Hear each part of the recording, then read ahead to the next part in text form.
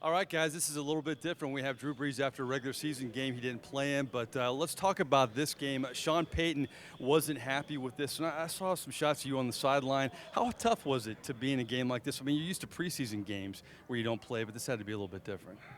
Yeah, it's a challenge knowing that you're going into it with the mindset of, at the end of the day, we're trying to rest certain guys, right? The roster doesn't allow you just to rest all the starters, right?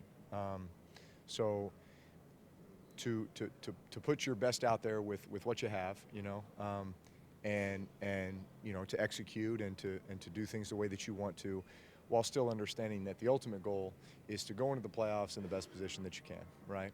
As healthy as you can and all that stuff. So I don't know if those two really fit. You know what I'm saying? I mean, it's difficult. Listen, we wanted to play better than we played today. It certainly was not our best performance, even with the guys that we had out there.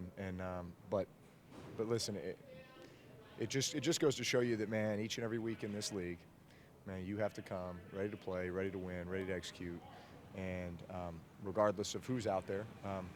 Some of those guys' defense, I mean, we've only had some guys just in the building for a week or two, but no excuses. I think our level of execution is better than that.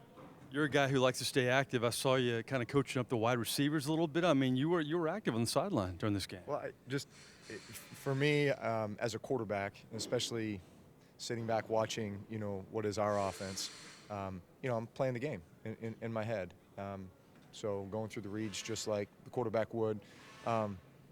Unfortunately, a time or two, it's, throw it, and then you look back and Teddy's scrambling, and so you realize that there's some other variables there. But no, it's tough.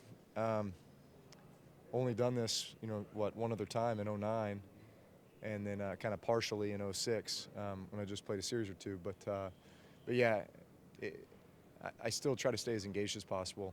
Obviously, helping Teddy as much as I can. That was my job in that game, and also with some of the young receivers, maybe talking about splits or a certain look or, hey, here's the timing, whatever it might be. Yeah. There is precedence with this football team. When you win a Super Bowl back in '09, you lost your last 3 games. You went into the postseason and turned it around. Can you take anything away from that experience and pass that on to the young players and how you kind of refocused a little bit? Well, again, you have to look at it as the regular season merely just puts you in a position for wherever you will be for the postseason, right? You definitely want to be an ascending team. You want to be feeling good. You want to have momentum and confidence going into the playoffs. Listen, you could argue back in '09 that was not the way you wanted to go into the playoffs, right? Losing your last 3 in a row. When we say last 3 in a row, really the last 2 in a row, and then we made the conscious decision we are going to rest guys and prepare ourselves physically to win that first playoff game. So that's the situation we're in. What puts us in the best position, right, to go out and win our first playoff game? And so decisions were made, and we trust that, and we trust that. And we also trust that this week is not going to be an easy week of practice for us. Call it a bye week. It's not a bye week from practice.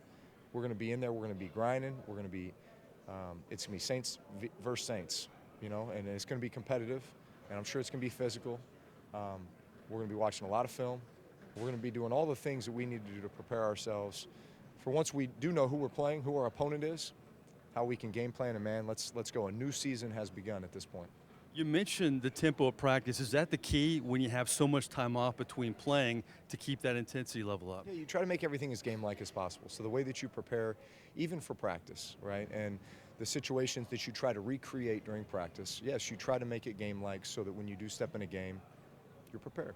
You play with Joe Horn, you play with Michael Thomas. Michael Thomas broke the record. I think many of us weren't sure if he'd get that opportunity or not. What do you say about Michael Thomas? Hasn't had a lot of help in terms of guys and supporting cast or wide receiver this year, but he's really put up the numbers. It's been amazing. Yeah, he's had an incredible year, a testament to his work ethic and his approach, his dependability, his toughness. I mean, man, I love playing with the guy. He is a big-time player who wants to be the guy in critical situations, and there's no better guy to play with. Last thing I have, they say sometimes history repeats itself. Back in '09, you lost to the Bucks, you lost to the Cowboys, you lost to the Panthers. This year, the same thing in the regular season. Maybe we'll see how this works out this time around, huh? Yeah, well, I hope that's foreshadowing.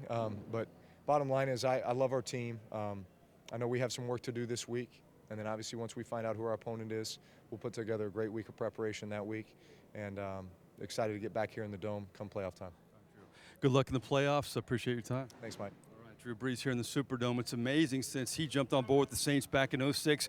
Only 2 other Saints have thrown touchdown passes besides Teddy Bridgewater. How about this? Willie Snead and Jamie Martin. Jamie Martin would have stumped me. Back to you guys.